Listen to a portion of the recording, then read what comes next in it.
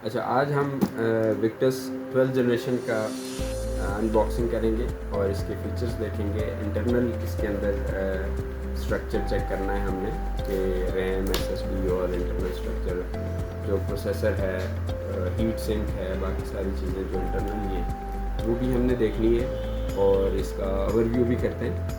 ये Victus 13 generation i5 है।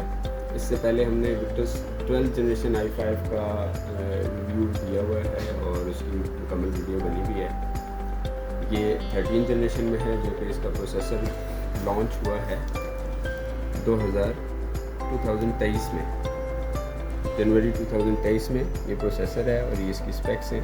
इसका ग्राफिक कार्ड पहले से इम्प्रूव हुआ है। पहले जो बेसिक ग्राफिक कार्ड था 3000 सीरीज़ का बेसिक ग्राफिक कार्ड 4 GB के साथ था। अभी 3000 सीरीज़ का 6 GB के साथ ग्राफिक कार्ड है और इसमें थोड़ी सी चेंजेस हैं। प्रोसेसर की जो स्पीड है वो थोड़ी सी बेहतर हुई है। ग्राफिक कार्ड की मेमोरी थोड़ी सी बेहतर हुई है। बाकी इसका डिज़ाइन हम इसको खोल के देखते हैं कि इसका डिज़ाइन में कितना फ़र्क आया है।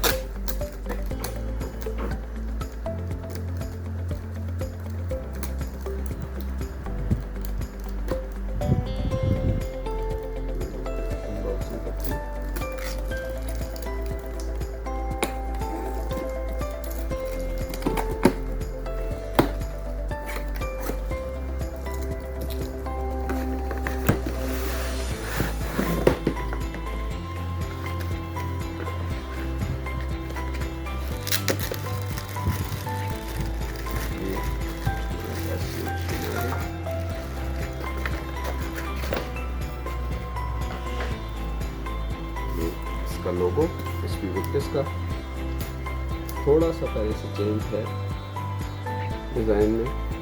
ये हमारे पास ऑक्स स्लॉट है, 3.0 की यूएसबी पोर्ट है और वही ब्लू पेन वाला जो ओल्ड हमारे पास चार्जर है, ब्लू पेन चार्जर के साथ स्लीक पेन में आता है वो चार्जर है। दूसरी तरफ टाइप सी RJ45 की पोर्ट है, HDMI है और 3.0 की एक और USB पोर्ट। इसके अलावा कोई एडिशनल पोर्ट इसके अंदर नहीं दी गई। बहुत ज़्यादा पोर्ट्स इसके अंदर नहीं है और एक SD कार्ड की पोर्ट है। यही कुछ इसके अंदर पोर्ट्स है क्योंकि इसका डिज़ाइन है। ये बैक साइड ये हीट सिंक है। तो इसको हम खोल के देखते हैं।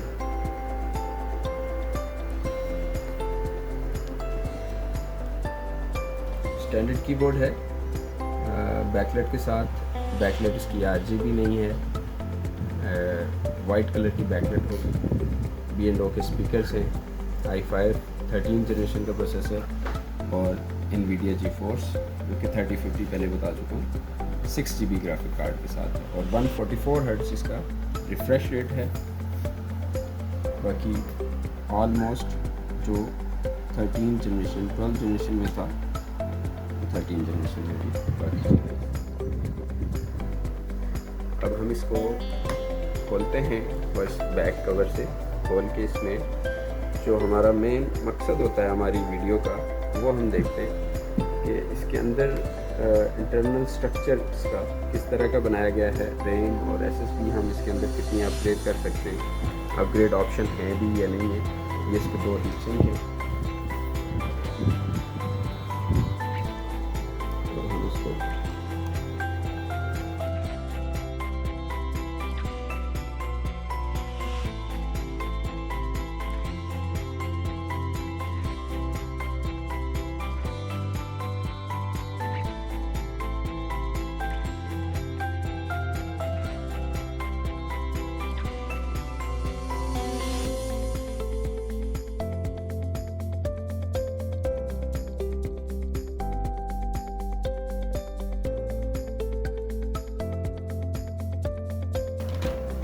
इंटरनल स्ट्रक्चर है।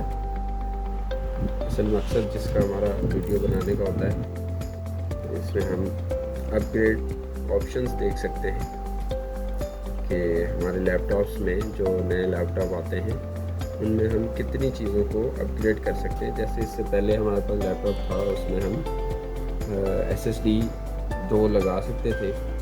इसमें हम देखते हैं कि सेकंड SSD का ऑप्शन मेरे ख्याल से यहाँ पे नहीं दिया गया। जनरेशन 13 है, स्लॉट तो बनी हुई है लेकिन यहाँ पे फिक्स होने की उस तरह की जगह नहीं है।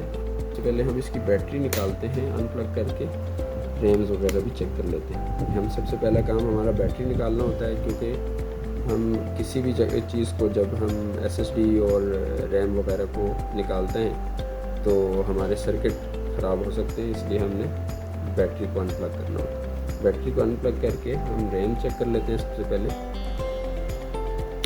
रैम इसके अंदर आप देख सकते हैं ये कोई 3200 बस स्पीड के साथ 8 GB, और इसको हम PC4 कहेंगे या DDR4 रैम कहेंगे। DDR5 इसके अंदर नहीं है, ये PC4 रैम है DDR3 DDR4 के साथ। इसकी 2 स्लॉट्स है, ये 8 GB बाय डिफ़ॉल्ट होती है। हम इसमें 8 GB और लगा सकते हैं तो 16 GB के साथ परफॉर्मेंस थोड़ी सी बेटर हो सकती है। अदरवाइज़ हम इसको 16 की दो भी कर सकते हैं, और 64 GB तक ये सपोर्ट करती हैं दोनों रैम के अंदर। उसके बाद ये इसकी हीट सिंक है, और अगर हम बस एक SSD लग सकती है, हार्ड ड्राइव की कोई स्लॉट नहीं बनी हुई, हार्ड ड्राइव नहीं लगा सकते। छोटे स्पीकर दिए गए हैं। बैटरी थोड़ी सी पहले से बेहतर हो गई है, बड़ी बैटरी लगाई हुई है, गेमिंग सीरीज़ है। पहले बैटरी थोड़ी छोटी थी, और 70 वाट आवर की बैटरी है। पहले मेरे ख्याल से 52 वाट आवर की बैटरी आ रही थी, अभी 70 वाट आवर की बैटरी आ गई है। बैटरी इंक्रीज़ हो गई है, लेकिन एक ही जो इसमें मसला है वो रैम और SSD का है। उसके अलावा हीट सिंक देख लें, पहले से थोड़े से बड़े हो गए, एक ही जगह पे दोनों लगा दिए, थोड़ा सा क्लोज करके चीज़ों को किया और कम्पैक्ट बोर्ड बनाया। ये था हमारा HP विक्टस का इंटरनल रिव्यू।